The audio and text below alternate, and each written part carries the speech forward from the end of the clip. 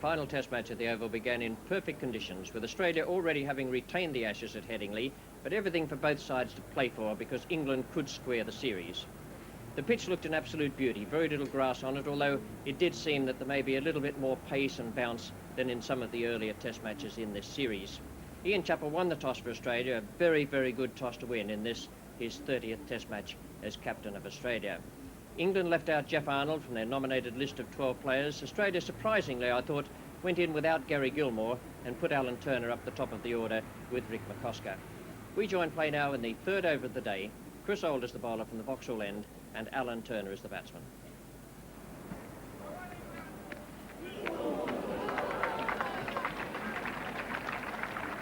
A bit there that Turner was beaten simply by playing down the wrong line.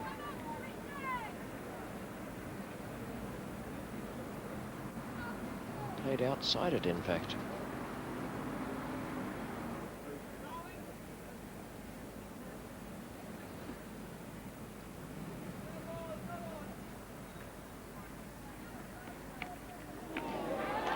Twice in the one over, and that's a pretty good effort with the ball not really swinging around for the bowlers, even in the first couple of overs, and that time Turner, I think, beaten off the pitch.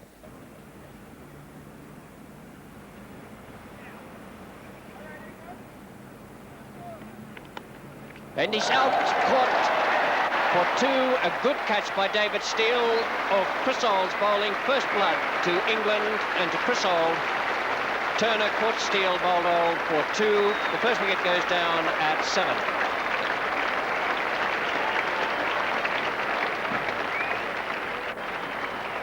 And Alan Turner getting too far across there, but the ball probably nipped into him. And a nice catch there by David Steele. Now, England haven't been using this short leg position too much recently. That's good captaincy by Tony Greig. And a nice piece of bowling from Chris Old, who's already beaten Alan Turner 3 times, and the 4th time he gets it.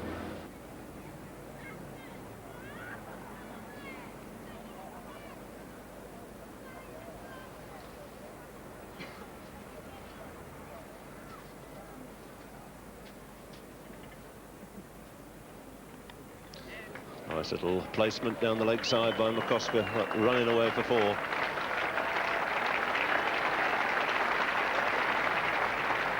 First boundary of the morning's play. A delicate little leg glance by McCOSKER off Edmonds.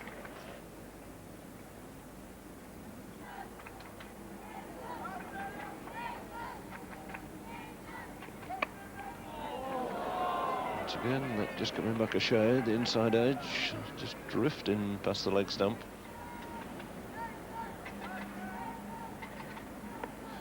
And that's the one that he occasionally bowls outside the off stump, and that's the one that Ian Chappell so very rarely misses.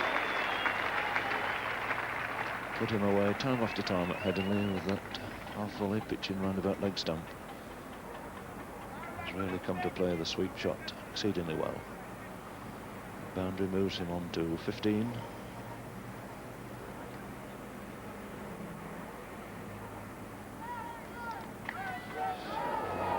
Not quite going where he intended, but he's going to get 4 more for that. Looking to hit it square, coming on to him a little bit.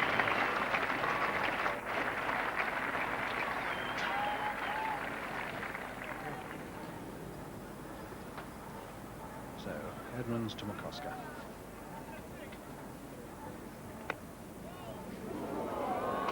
It's the second time in the last 3 overs that McCosker's almost played on.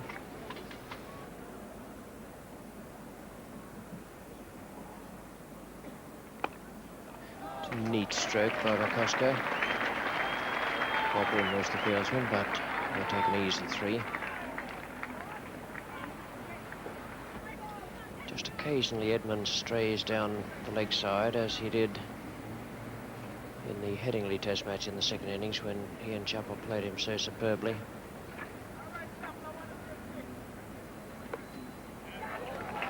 This time Woodmer is considerably finer. And the half-century comes up for Australia for the loss of 1 wicket. That of Alan Turner for 2. Came up in 93 minutes. And after almost 25 overs.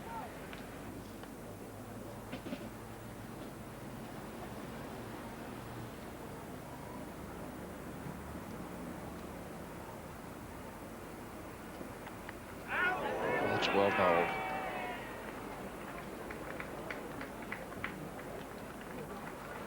And 4 off the outside edge to McCOSKER.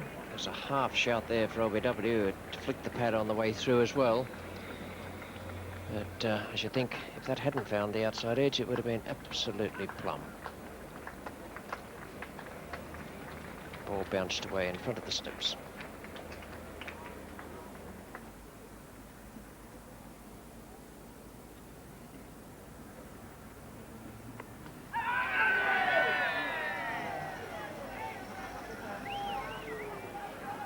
I reckon that must have been very, very close if he didn't get an edge to it.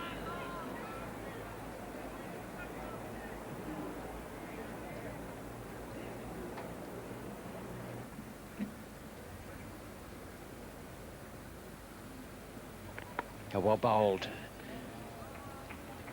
Great delivery that from John Snow. Had Chappell pushing away around about mid-wicket. And it cut right across his body and found the outside edge.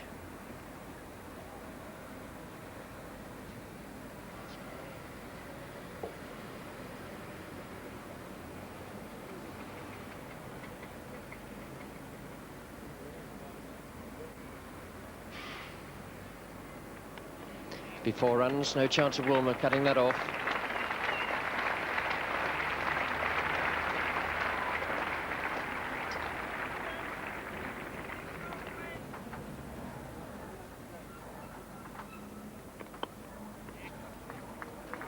Be 2 runs there. Bob Wilmer is coming round from deep fine leg. Nice throw from Wilmer. Chappell, sensing that he was a little bit off balance, coming back for the 3rd.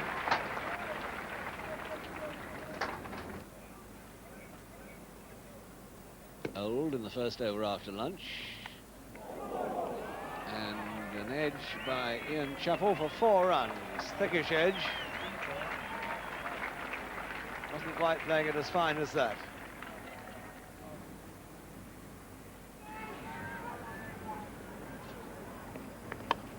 That's a beautiful shot. 4 runs.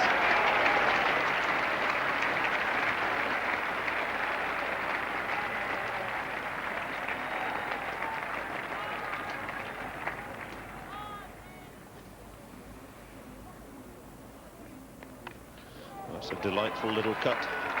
Beaten second slip, giving him no chance of cutting it off. Skating through for 4 more.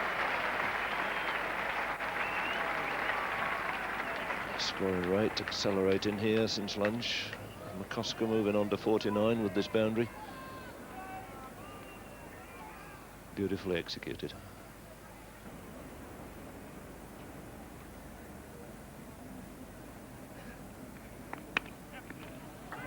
That's the 50. He's nudged away on the offside. So another consistent performance from Rick McCOSKER. 4 fours in his 50 coming up in 2 1/4 hours. He's yet to make 100 in a test match. Struck it head up there. Such an abrupt ending.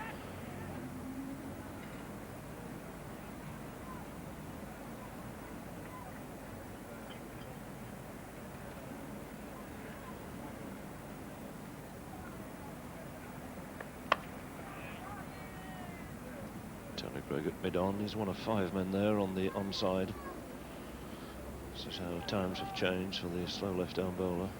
Bowling now with 5 on the leg side and just 4 on the off.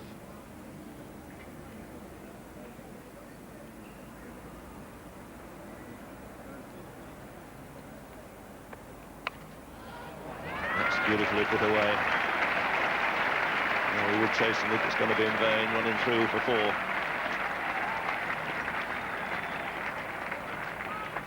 Ball there only really fractionally short. McCOSKER onto it very sharply. A little bit of air, see the pitch of it there, it wasn't all that short.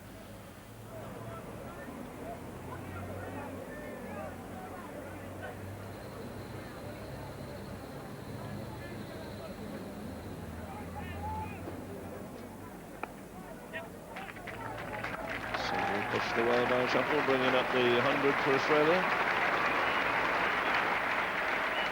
And they've got all the time in the world. Winning the toss here, the match. The 6-day one, of course, and the 100 coming up in 149 minutes.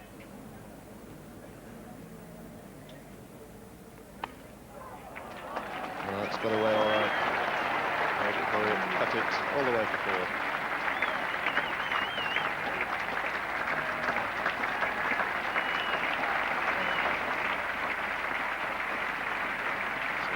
For Ian Chappell, a remarkably consistent run in this series.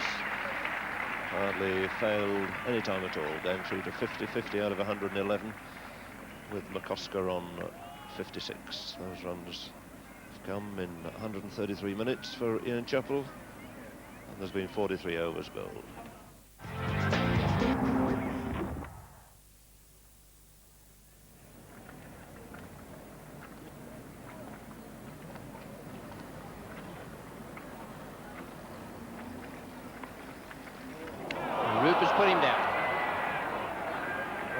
An easy catch. It was a straight out stroke. It wasn't a nick. McCOSKER cut it. He cut it quite firmly past Roop's right hand. Roop grabbed at it, I think got it into both hands. There's the stroke. Both hands, and it bounced out. And it bounced out before he hit the ground. It wasn't the jar of hitting the ground that knocked it away.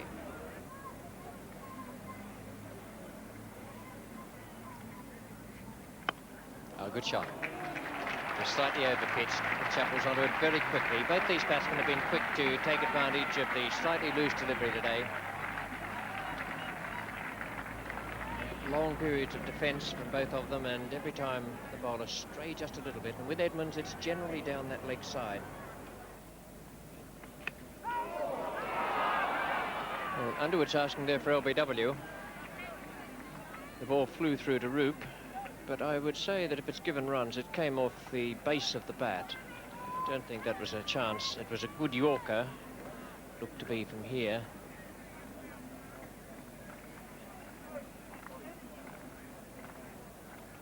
Well.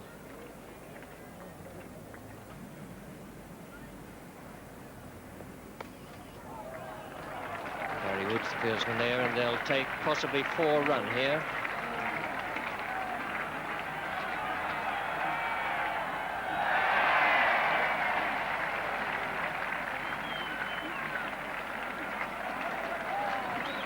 Run.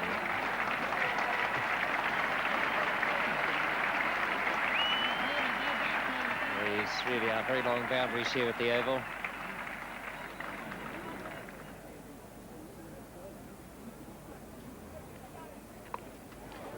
That's a very good shot. It wasn't all that far away from leg stump.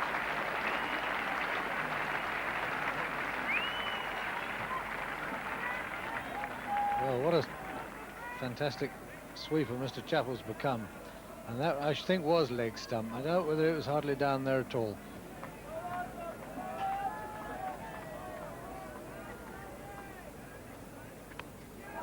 It's 4 runs, and 150 comes up. Greg just straying a fraction there to leg stump. Chappell really is very quick to seize on anything that's the slightest little bit offline.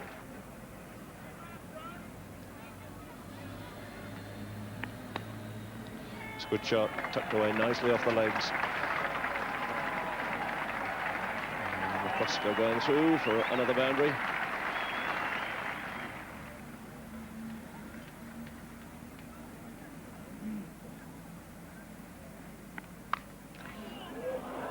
Very, very nearly played on there.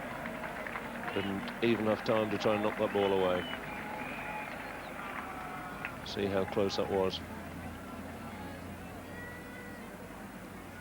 Ball coming on just that little bit quicker than he expected. Inside edge, just bouncing past the off stump.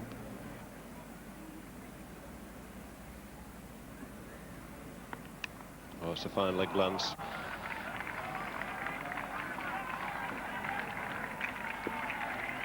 Expertly played there by McCOSKER.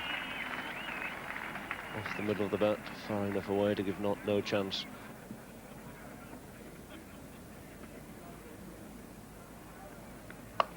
lovely shot. No need to chase that. That's a great stroke. That's probably McCosker's best shot of the day, I would think.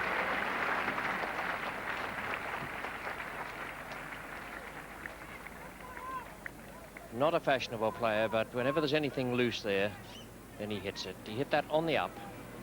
And technically, it was a very, very good stroke.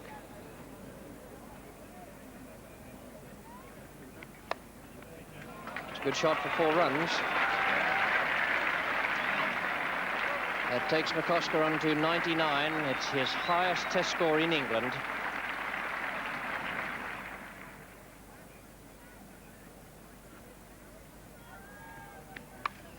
It's a great shot.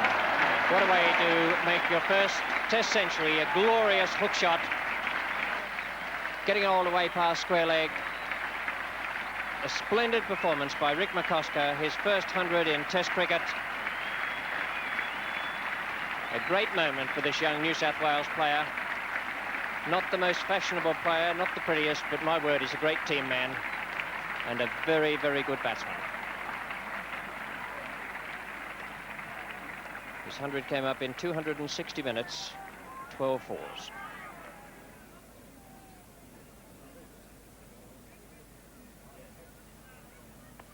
There it is. 2 runs to Ian Chappell to bring up his century, take him on to 101. A very good innings from the Australian captain.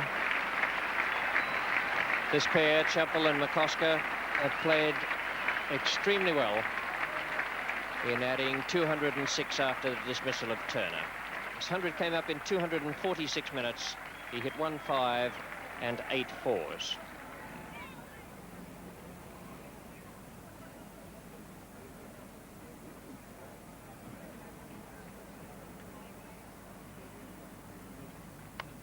It's a good shot.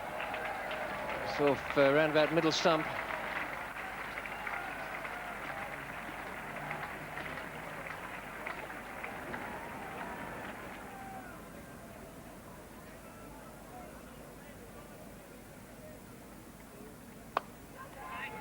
Oh, lovely feeling by Tony Greig.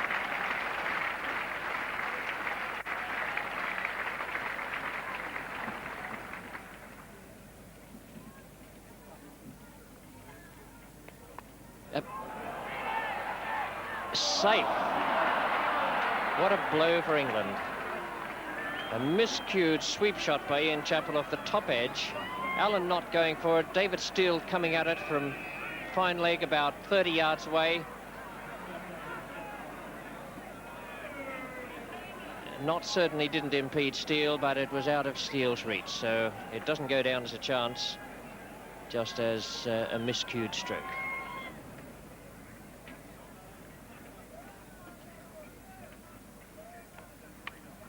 It's a good shot. Tried to flight it, toss it up, he waited for it and put it away exactly where he wanted, square on the offside.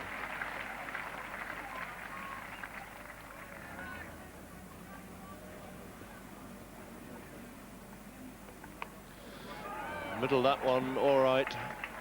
Once again, it was a change of pace, tossed high in the air, good deal slower. And Ian Chappell quickly onto it, swinging it away over mid-wicket. Bob Woolmer should be pretty fit for a spell here. He's just bowled 6 overs before lunch at a cost of 10 runs. Had an opportunity when there was still a little bit of shine on the new ball. Didn't manage to move it very much then. And he's got a tough task facing him on this pitch.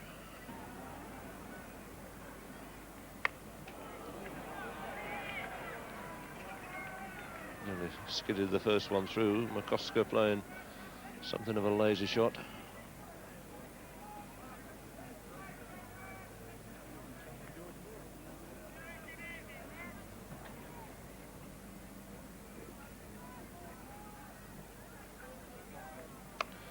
Well, that's a bad ball, short one, hooked away through mid-wicket. All the way along the ground for another 4 to Rick McCosker.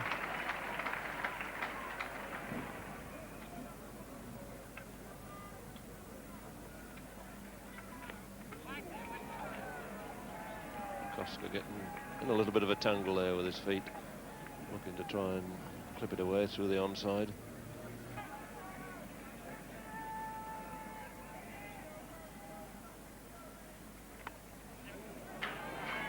clicked away fine. Chris Old, no chance at all of stopping it. So the 250 coming up on the board. And Ian Chappell moving on to 123.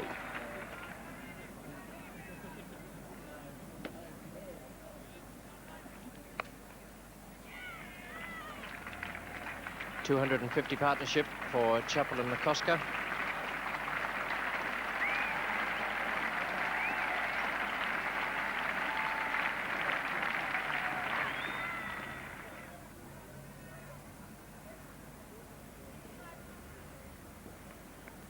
Shot, 4 runs for that.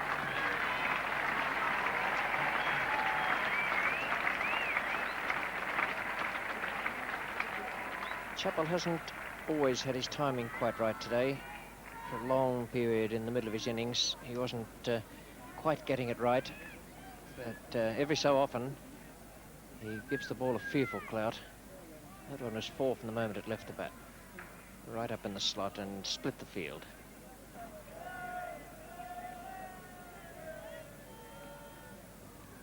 It's an interesting operation.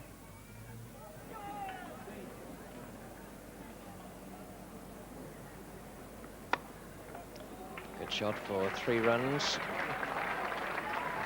Phil Edmonds, the man chasing.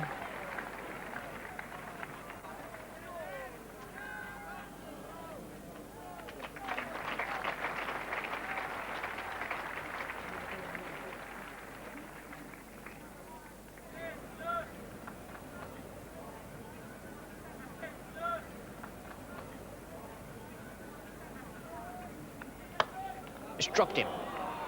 In the last over of the day, John Snow, a difficult court and bowl chance, Chappell hitting it very, very hard back down the pitch. It wasn't quite there for the drive. Chappell trying to hit it straight down the ground. John Snow got both hands to it. It looked as though it might even have gone through his hands and bounced away off his thigh. Well, that drop catch by John Snow really sums up the day for England. No luck and no joy at all, with McCOSKER carrying on to be 126 not out at the close. Ian Chappell 142. The highest score for both of them on this tour. Rick McCosker's first Test century, and a fine effort from this young New South Wales player. He really did play very, very well today. Was in trouble once or twice early on, as one would expect in a Test, against Chris Old. John Snow bowled 1 or 2 good overs. Old in the early part of the day when he picked up Turner's wicket was at his best. 1 for 46 he finished with 15 overs. Snow 2 or 3 very good overs, and the rest around about medium fast. Bob Wilmer bowled steadily, and that's about all. And Phil Edmonds I was disappointed in today. I thought he bowled much too fast through the air. It may have been tactical planning from the captain or the committee, I don't know, but it certainly didn't do Edmonds any good at all, nor do I think it did the England bowling effort any good to have him spearing the ball in very, very flat. The unlucky bowler for me was Derek Underwood. Flighted the ball well and didn't have any good fortune at all.